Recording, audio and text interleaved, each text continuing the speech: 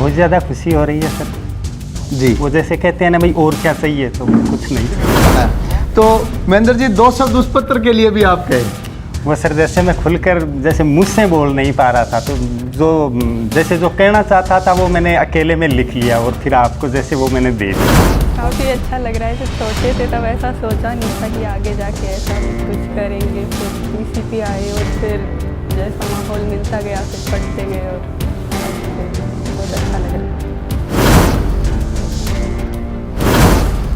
सभी को नमस्कार। आज हम आए हुए हैं रामू का बास और आज हम यहाँ आए रामू का बास की 2 बेटियों को सम्मानित करने। महेंद्र सिंह जी खिचड़ की ये 2 बेटियाँ हमारे बीच में हैं और इन बेटियों के दादाजी महावीर सिंह जी भी हमारे बीच में हैं। महावीर सिंह जी कृषक हैं और देवीपुरा ग्राम सहकारी समिति के अध्यक्ष भी रह चुके। पहली बेटी निकिता खिचड़ पिछली वर्ष पीसीपी से आईआईटी में सिलेक्ट हुई थी और आईआईटी रुड़की में इलेक्ट्रिकल इंजीनियरिंग में बीटेक आप आज के दिन कर रहे हैं। फर्स्ट ईयर आपका कंप्लीट हो रहा है। दूसरी बेटी अंकिता का इस साल नीट 2020 में सिलेक्शन हुआ है। एक बहन पीसीपी से लास्ट ईयर आईआईटीएन बनी थी और दूसरी बहन पीसीपी से इस साल डॉक्टर बन रही है। निसंदेह गौरवशाली परिवार है, एक कृषक परिवार, एक सामान्य परिवार जिनकी बेटियां पढ़कर आईआईटीएन और डॉक्टर बन रही हैं। ये सभी के लिए गर्व का विषय है।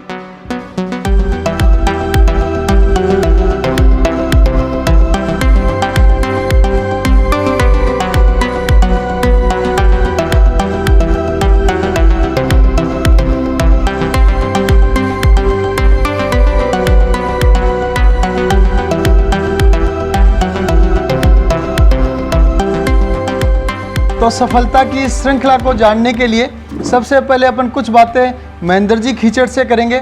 महेंद्र जी की बेटी निकिता ने ग्रामीण महिला शिक्षण संस्थान से 10वीं पास करके पीसीपी में ज्वाइन किया था और आईआईटीएन बनकर वहां से निकले। दूसरी बेटी अंकिता ने भी ग्रामीण महिला शिक्षण संस्थान से 10वीं और 12वीं दोनों किया है और उसके बाद में टारगेट कोर्स के माध्यम से नीट में सिलेक्ट हुई है।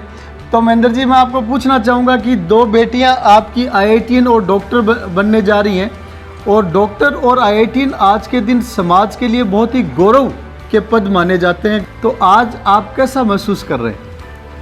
बहुत ज़्यादा खुशी हो रही है सर जी। वो जैसे कहते हैं ना भाई और क्या चाहिए, तो कुछ नहीं चाहिए बस वही। बहुत अच्छा। आपका कहना है कि बहुत ज़्यादा खुशी है, और क्या चाहिए, इससे ज़्यादा क्या चाहिए कि बेटियाँ सक्सेस के रास्ते पर आगे बढ़ रही हैं। एक बहुत अच्छा संस्मरण मुझे याद आ रहा है और उसी संस्मरण को याद करके मैंने निर्णय किया कि आज बेटियों के घर जाकर ही उनको सम्मानित किया जाए। मुझे याद आ रहा है कि महेंद्र सिंह जी एक बार मेरे पास आए थे और इन्होंने कहा था कि मैं मुंह से इतना बोल नहीं सकता, इसलिए मैं लिखकर एक मेरी परिस्थिति को आपके सामने लेकर आया हूँ। तो इन्होंने एक पत्र लिख के मेरे पास ही आए थे जिनमें ये लिखा था कि मेरी बेटियाँ अच्छी इंटेलिजेंट हैं और मैं कृषक परिवार से हूँ और इन बेटियों को आगे बढ़ाना चाहता हूं। तो निश्चित रूप से आप दोनों बेटियों को एक साथ पढ़ाने का बड़ा खर्चा होता है और यहाँ की सीकर से 2-3 किलोमीटर की दूरी पर गांव स्थित होने के बावजूद इन्होंने दोनों बेटियों को हॉस्टल में रखा। इसलिए इन्होंने रिक्वेस्ट किया कि दोनों बेटियों को एक साथ पढ़ाने से मेरे पे आर्थिक भार बढ़ेगा, इसलिए आप फीस में मुझे रियायत दें। तो महेंद्र जी आज आपको वो दिन याद आ रहा है? बिल्कुल आ रहा है सर। जी जी। तो जब आपने पत्र के माध्यम से निवेदन किया था तो मेरी भावनाएं अलग बदल गई थी कि एक अभिभावक अपनी भावनाओं को रखने के लिए ऐसा माध्यम लेके आ रहे हैं। तभी मेरे मन में हो गया था कि इन दोनों बेटियों को अपने को अच्छी तरह से पढ़ाना है और हर स्थिति में पढ़ाना है। तो महेंद्र जी 2 शब्द उस पत्र के लिए भी आप कहें। वो सर जैसे मैं खुलकर जैसे मुझसे बोल नहीं पा रहा था, तो जो कहना चाहता था वो मैंने अकेले में लिख लिया और फिर आपको जैसे वो मैंने दे दिया और जितना मैंने सोचा था उससे ज़्यादा आपने रियायत दी। जो जैसे मैंने दिमाग में जो बिठा रखा था ना भाई अपन इतने देंगे, उनसे आपने ज़्यादा ही छूट दी थी। वो आपका प्रेजेंटेशन का तरीका इतना सोबर और इतना जेन्युइन था कि वो मुझे इतना पसंद आया कि अपने को इन बच्चों के लिए बहुत अच्छा करना चाहिए। तो ये बातचीत हो गई पत्र की, जो अपने आप में एक एक्सेप्शनल चीज़ होती है। और उसके बाद अपन आगे की बातचीत को आगे बढ़ाते हैं। तो सबसे पहले दोनों बेटियों को बहुत बहुत बधाइयाँ। तो पहला प्रश्न मैं निकिता से पूछना चाहूँगा क्योंकि 1 साल इन्होंने आईआईटी का लाइफ जी लिया है। तो निकिता बताएं कि सामान्य परिवेश से निकलकर दोनों बहनें सक्सेस के रास्ते पे सक्सेस का पहला कदम बहुत अच्छी तरह से पार कर चुके हैं। तो दोनों बहनें कैसा महसूस कर रही हैं? काफ़ी अच्छा लग रहा है। जब छोटे थे तब ऐसा सोचा नहीं था कि आगे जाके ऐसा भी कुछ करेंगे। फिर पीसीपी आए और फिर जैसा माहौल मिलता गया फिर पढ़ते गए और आज फिर बहुत अच्छा लग रहा है। दोनों बहनें IITian और डॉक्टर बनेंगे, ऐसा कब महसूस होने लग गया था? जब 10th करके आए थे तब पता नहीं था इतना क्या होता है। फिर आपसे मिले 11th में जब आए थे मैं और पापा, फिर आपने बताया आगे जैसे क्या होता है IIT और मेडिकल कॉलेज में। तब फिर 11th फाउंडेशन में एडमिशन ले लिया था मैंने। फिर आगे टीचर्स बताते गए, उस हिसाब से फिर आगे करते गए। तो बड़ी बहन का एडमिशन तो आपने बाद में करवाया था टारगेट कोर्स में 10th 12th ग्रामीण महिला शिक्षण संस्थान से करने के बाद। तो बड़ी बहन के बारे में भी आपको क्या उम्मीद जागने लगे कि ये भी सिलेक्ट हो जाएगी? हाँ, जैसे मैंने फिर 11th में पीसीपी गई, फिर वहाँ देखा जैसे पढ़ाई होती है तो वहाँ का लेवल डेफिनेटली ज़्यादा था। तो ऐसे लगा कि हाँ इसको भी डाल के एक बार देखते हैं, ये भी अच्छी थी पढ़ाई में, तो फिर इसको भी डाल दिया टारगेट में। तो अंकिता बेटा आप बताएं, आप डॉक्टर बनने जा रहे हैं, मेडिकल कॉलेज आपको अलॉट होगा, आज आप कैसा महसूस कर रहे हैं? बहुत अच्छा महसूस कर रही हूँ कि जब आपने टारगेट कोर्स में एडमिशन लिया तब आपको डॉक्टर बनने की कितनी क्या संभावना लग रही थी, और उसके बाद किस समय आपको संभावना लगने लगी कि मैं डॉक्टर बन जाऊंगी, नीट में सिलेक्शन हो जाएगा? जब मैं शुरू में आई थी तब एकदम नया सा लगा, क्योंकि बोर्ड की पढ़ाई और ये बिल्कुल अलग सी लग रही थी।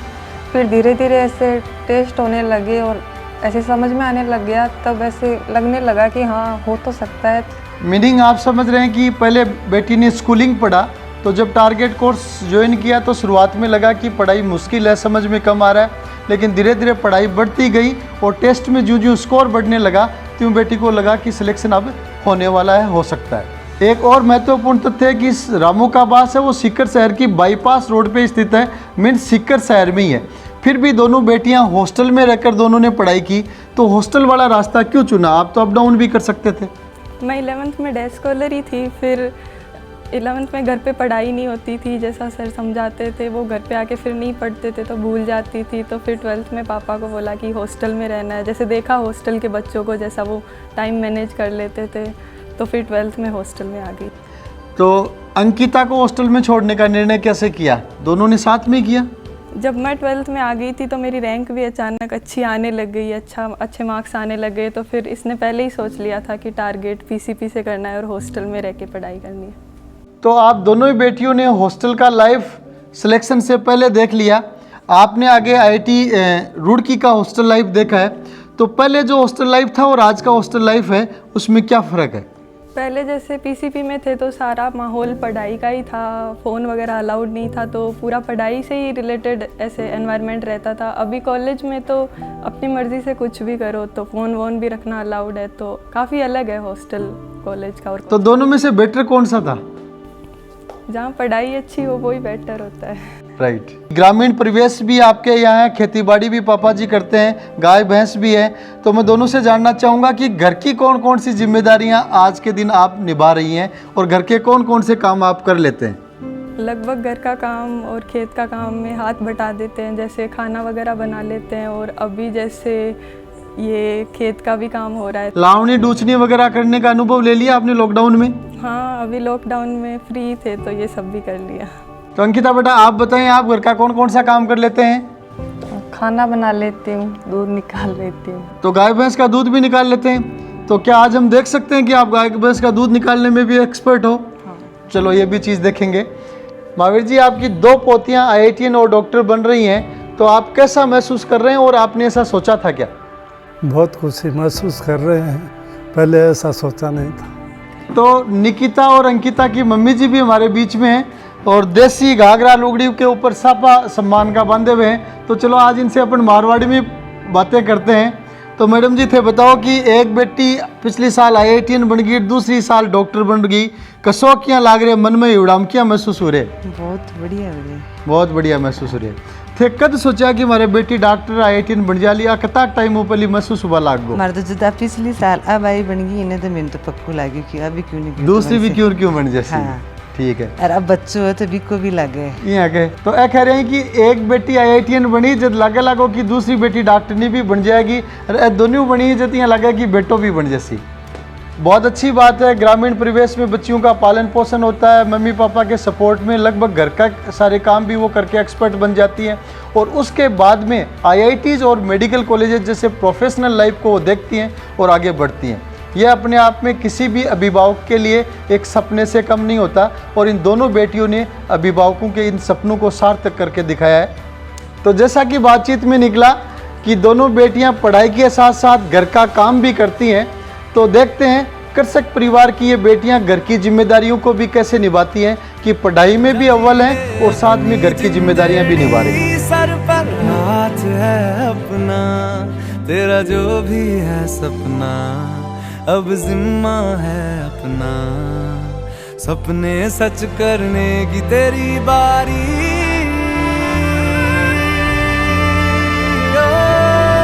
तू सारे जहां से प्यारी मेरे भारत की बेटी है, सारे